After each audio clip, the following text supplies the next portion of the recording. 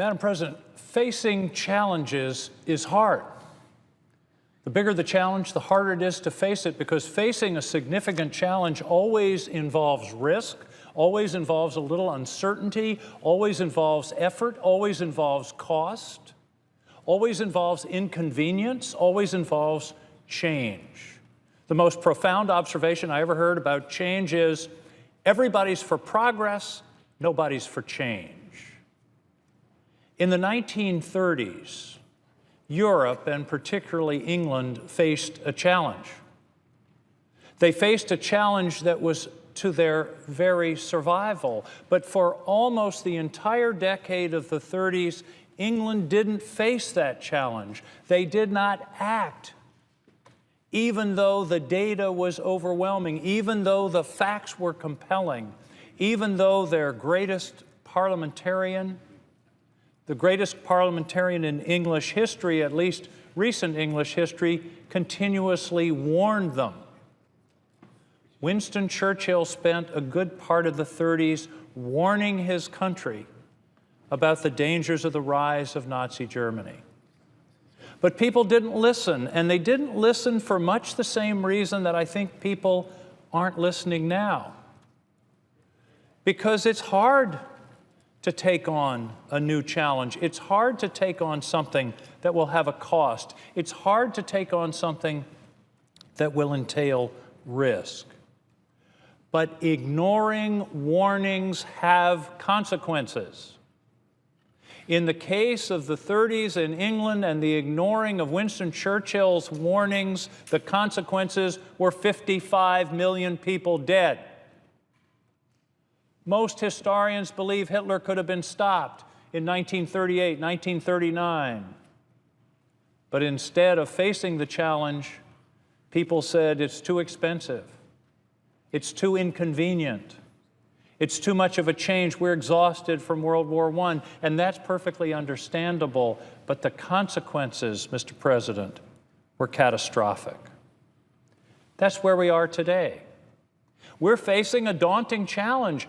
All of us speaking tonight, this isn't easy. We can outline the problems, but the solutions aren't easy, and the solutions aren't going to be free. The solutions are going to involve change, they're going to involve investment, they're going to involve innovation, and they're going to involve facing up to a challenge that is very, very serious. Now, there are lots of ways to think about this. One way is all of us have health insurance. We all have homeowners insurance, even simpler than health insurance. Homeowners insurance, basically we're insuring our home against burning down. What's the risk of your house catching fire? 1 in 2? No. 1 in 365, will your house burn down once a year? No. Once in 3,650?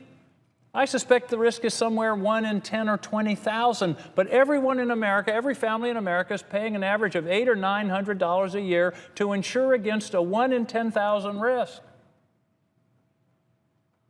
But we're being told here in this body, in this country, that we can't take steps to insure ourselves against a risk which 98% of the scientific evidence says is a dead certainty. I don't want to take that risk. Now, people say, you're wrong, Angus, this isn't true, it isn't going to happen. Maybe I am. Maybe we are. Maybe that 98% of climate scientists who have spent their lives studying this issue are wrong. I hope they are. I hope I am. But what if we're not wrong?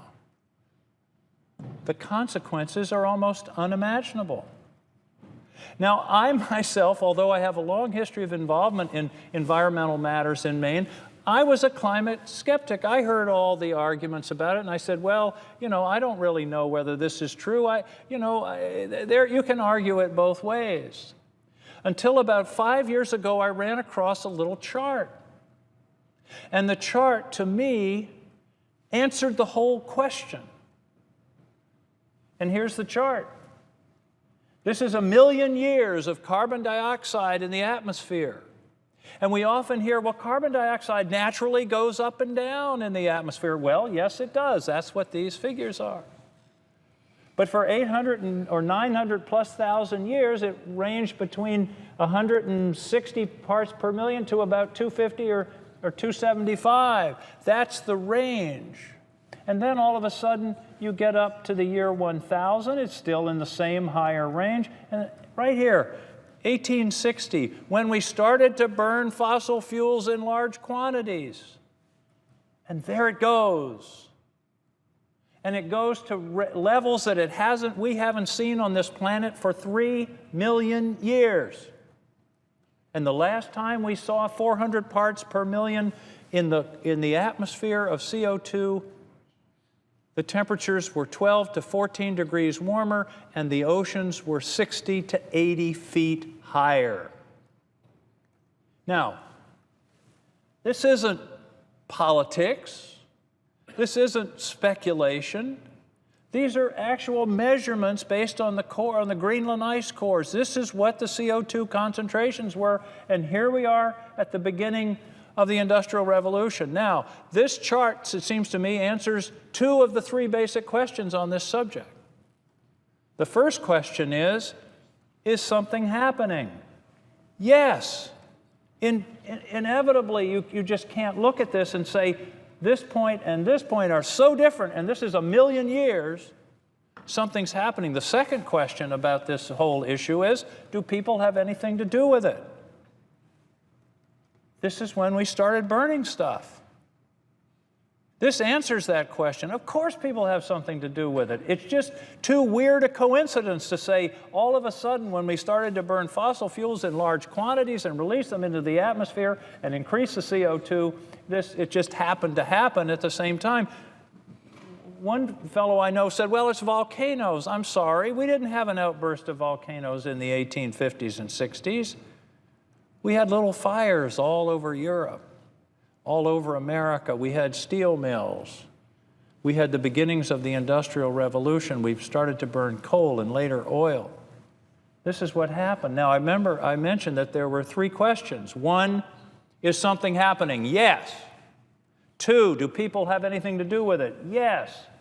The third question is, so what? CO2 is going up in the atmosphere. So what? What does that mean? Well, this answers that question. This is the relationship between CO2 and temperature. Red line is carbon dioxide, black line temperature, an almost exact correlation.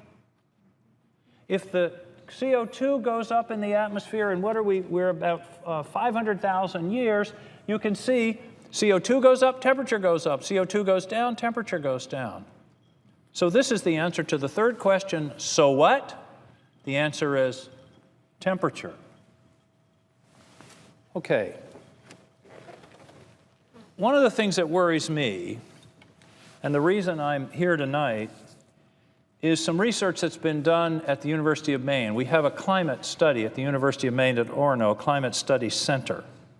And I was up there a year or so ago and was meeting with them, and it was one of these meetings, you know, as you're going around and you go to the university, you go to factories, you go to schools, and you meet with people and they give you briefings.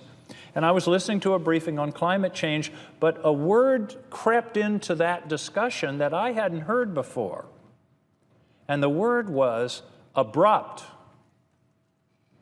That climate change, I always assumed, happened in a very slow, long, historic, geological time kind of way. That's not the case. These are 2 lines. The yellow is temperature. The red is the extent of the ice in the Arctic. The point of the chart is, look at these vertical lines. That's a matter of a few years. It's not a matter of 1,000 years or 10,000 years. It's a matter of a few years. It's as if someone throws a switch. And I don't want to be around when that switch is thrown. And I certainly don't want to be the cause of the switch being thrown. Abrupt climate change. That's what keeps me awake at night. Is that this is something that we're sort of assuming is going to be the next generation's problem or the generation after that, or, by 2100. Who knows about 2100? Who thinks about 2100? Well, it could be a lot sooner than that. And if things like this cause a melt-off in the Arctic ice and the Greenland ice sheet, and it changes the currents in the Atlantic, or in anywhere else in the world for that matter, everything changes. Without the Gulf Stream, England, Scotland, Ireland, and Scandinavia are essentially uninhabitable. I don't know about you, Mr. President, but I've always thought of England as being to the east. It's not to the east, it's way to the northeast. England is on the same latitude as Hudson's Bay. The only reason it's a temperate climate is because of the Gulf Stream. If something happens to the Gulf Stream, Northern Europe is almost uninhabitable. And these changes can happen abruptly. Now again, maybe I'm wrong. I hope I'm wrong, but what if I'm right? What if the science is right? Are we willing to take that risk? Do you want to be the person who says to your grandchildren, we saw this coming, all these people talked, they talked all one night in the United States Senate, but we decided not to do anything because, well, it would be expensive and it would disrupt some of our industries and might cost us a few jobs, which, by the way, would be replaced in other industries. Do you want to be the person that says, well, we had this warning, but we didn't really feel we had to do anything about it? I don't want to be that person. Does it have practical effects? It does have practical effects. This isn't a theoretical discussion. This isn't just a science lesson. This has effects in all of our states, and we've heard them here tonight about the water temperature in the streams in Minnesota, the forest fires in Colorado, the drought in the West, in California, that's rendering millions of acres potentially unproductive that have been the breadbasket of America. In Maine, it's the lobster, the iconic product of the coast of Maine. And what's happening is the ocean is getting warmer. And as the ocean's getting warmer, the lobsters don't necessarily, they're not too unhappy about it getting warmer, but the center of gravity of the lobsters is going to go where the water is colder. And that's what's happening. That's what the lobstermen have told me. The center of gravity of lobstering in Maine used to be right off of Portland in what's called Casco Bay, where I live. But over the last 10 or 15 years, it's slowly moved northward. Now, the lobsters themselves haven't moved northward, but the heavy catch has moved northward. And here's a dramatic picture of what's happened. In 1970, here was the hot spot for lobster. South of Massachusetts, south of Rhode Island, off of the end of Long Island. This is where they were catching the most lobsters. Here's where they are in 2008. They're up along the coast of Maine, headed for Nova Scotia.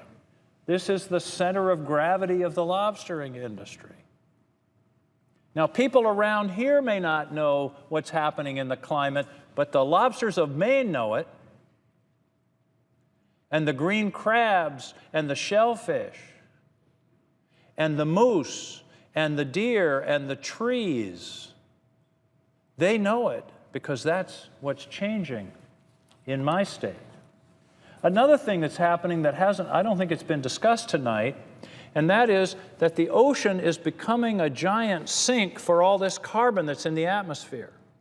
And when the atmospheric carbon dioxide goes into the water and is dissolved with water, it turns into something called H2CO3, carbonic acid.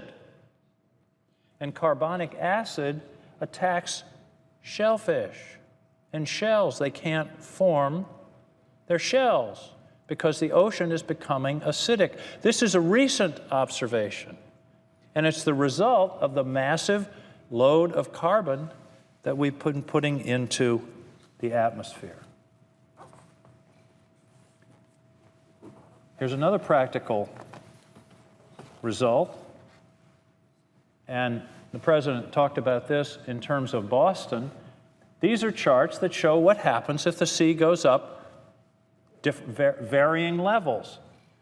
6 meters, 1 meter. 1 meter is dark red. Look what happens to Virginia Beach in North Carolina at just 1 meter, and that's predicted in the next 100 years as the sea level goes up. And then you look at all of these communities, New York, Boston, Savannah and Charleston, Virginia Beach, Miami, Louisiana. And then you can multiply this all around the world. I don't know the percentage, but a very significant percentage of the world's population lives within about 40 miles of the coast, everywhere in the world.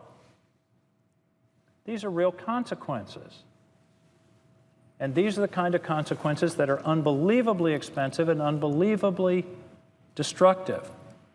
Here's another piece of evidence is sea ice extent. We're now talking about the famous Northwest Passage actually existing. Ships can now go from the Atlantic to the Pacific across the Arctic because the ice is disappearing. Here it is just from 1979 to the present. This is evidence. This is data. This is irrefutable. Here's essentially a chart of Arctic sea ice. The red line was the extent of the ice. That was the average place the ice was in 1979 through the year 2000, and here's where we are in 2012. And as it continues to shrink, several things happen. The ocean levels rise, the acidification of the ocean continues, and there's a threat of the change in the ocean's currents, which would be catastrophic for many parts of the world. Another example is the Muir Glacier in Alaska. These two photographs were taken from exactly the same spot. 1941, here's the glacier. 2004, here's the lake. The glacier's gone. That's change. And that's a change that's the canary in the coal mine. That's the change that tells us something is happening and we ignore it at our peril. Well, what are the consequences of this? What are the consequences? I've talked about the economic consequences. Forest fires, floods, lobsters, agriculture. All of those people living in low-lying areas, multiply Superstorm Sandy by 2, 3, 4, 5. And we're talking billions of dollars of economic costs. We're talking about lost jobs. Something like 30% of the businesses that were wiped out by Superstorm Sandy never came back. They never came back. And to each one of those business people, to each one of those insurers that insured those businesses, to those families, it's gone forever. That's the result of these superstorms that we're seeing more and more frequently. An enormous economic risk, an enormous cost. Yes, it's going to cost something to prevent this, but it's going to cost us either way. The old ad I remember when I was a kid, pay me now or pay me later. In this case, it's pay me now or pay me more later. But there's a second level of risk that is almost as significant as the economic risk. And that's the national security risk. We've had panels of retired judges and admirals who've looked at this. The global climate change is a major national security risk.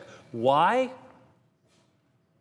Because it's going to lead to friction, to riots, to famine, to loss of agricultural land, to loss of homes, to territorial disputes about water, and that increases our risk. Mr. President, I'm on the Armed Services Committee and the Intelligence Committee. I've spent the last year and a half listening to testimony about Al-Qaeda and what we're doing to confront Al-Qaeda.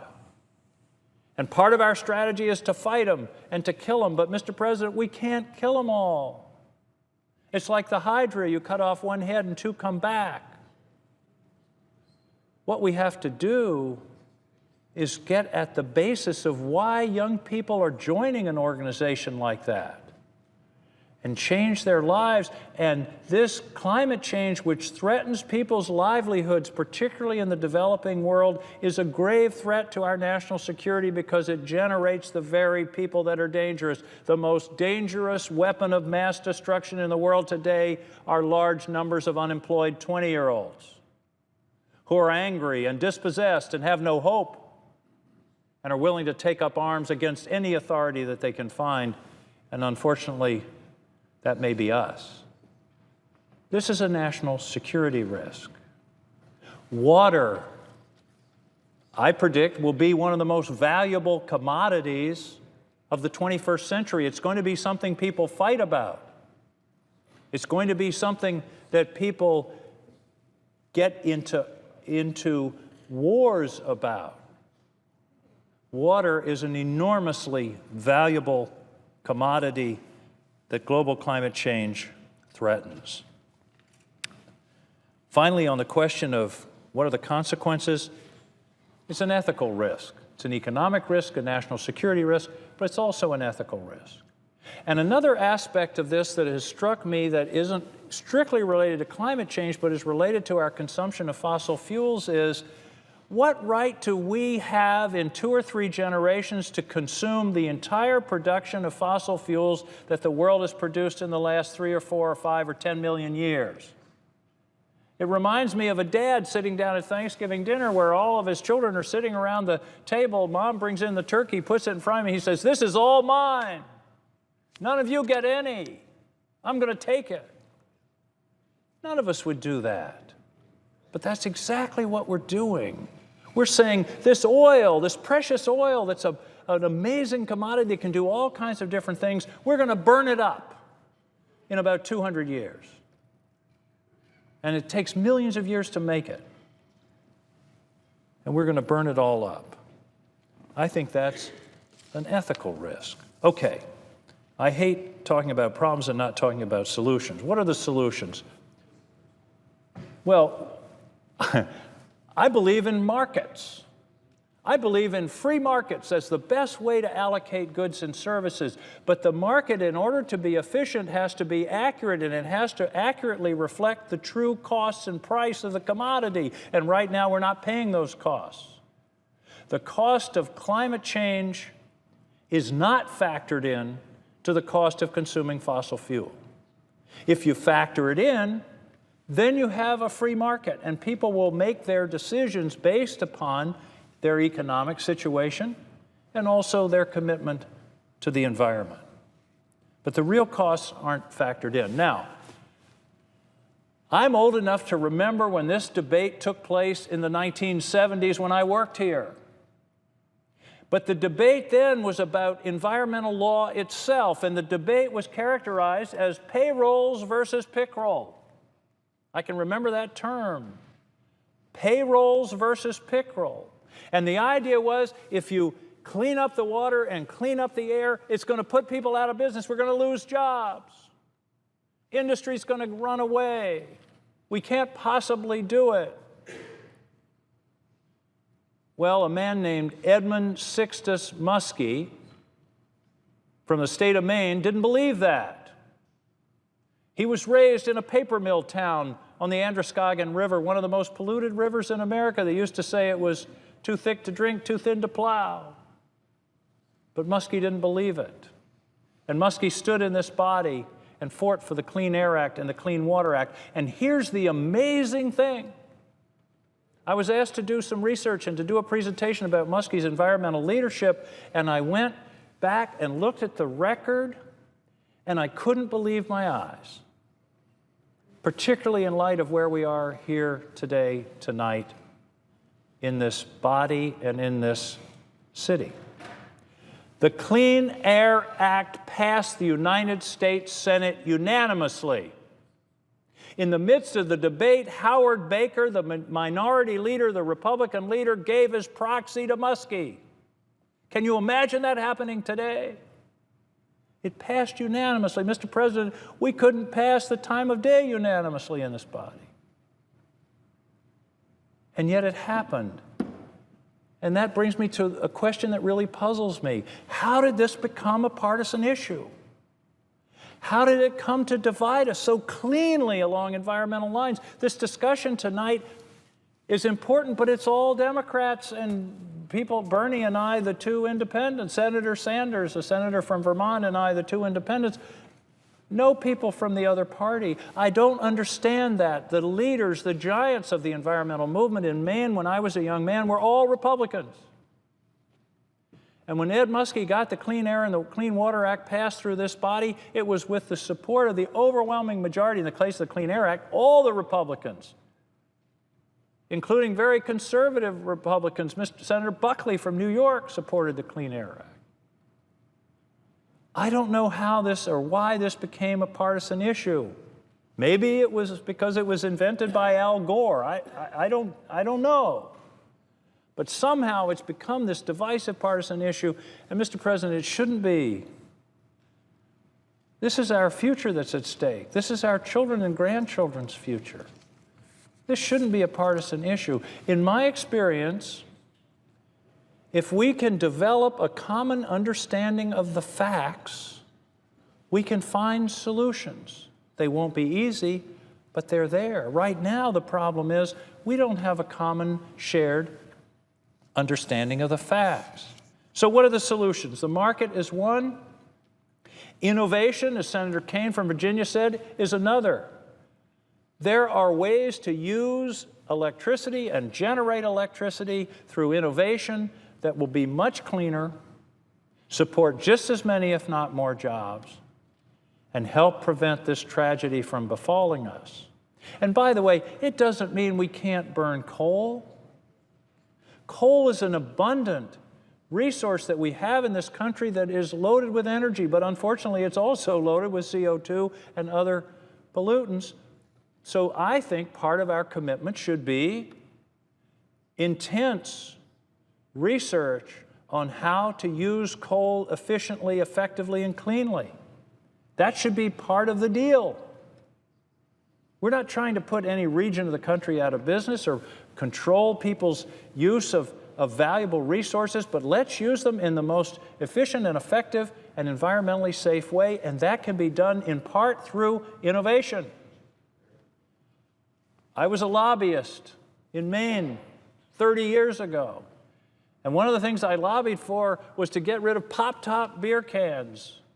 Mr. President, you probably remember the first ones. You grabbed a ring, pulled it off, and it became a little razor. And people threw them on the ground, and you'd step on them. They were dangerous. And I remember going to the lobbyists for the bottlers and said, we want to get rid of those things. He said, there's no way. Our engineers have looked at it. It's impossible to make one that you don't have to tear off. Well, lo and behold, we passed a law banning those pull-off tabs, and the industry found a way to do it safely and in an environmentally sound manner. Sometimes you just have to help people to find the way. The final piece when it comes to solutions is this has to be international. I agree with my colleagues that say we can't just do it here. We can't just do it here. If we just do it here, and nobody else in the world does it, China and India don't do it, then it's not going to be effective. We will have imposed costs on our society that will just simply make their businesses more competitive if they're ignoring these externalities, these realities of price. It has to be done through international cooperation. And I think the moment may be right. From everything I understand about the air quality in China, they may be ready to discuss this. They may be ready to take steps along with us, but we're going to have to be the leaders. We're going to have to show what can be done, how it can be done. We are going to have to innovate our way out of this, but we have to do it with our international partners. Movement of air doesn't respect boundaries.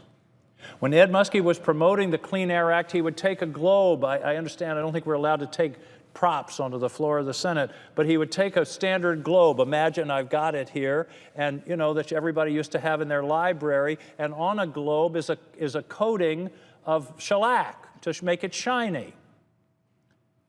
That coating of shellac is the same thickness in proportion to the globe as our atmosphere is to our real globe. In other words, it's very thin and very fragile.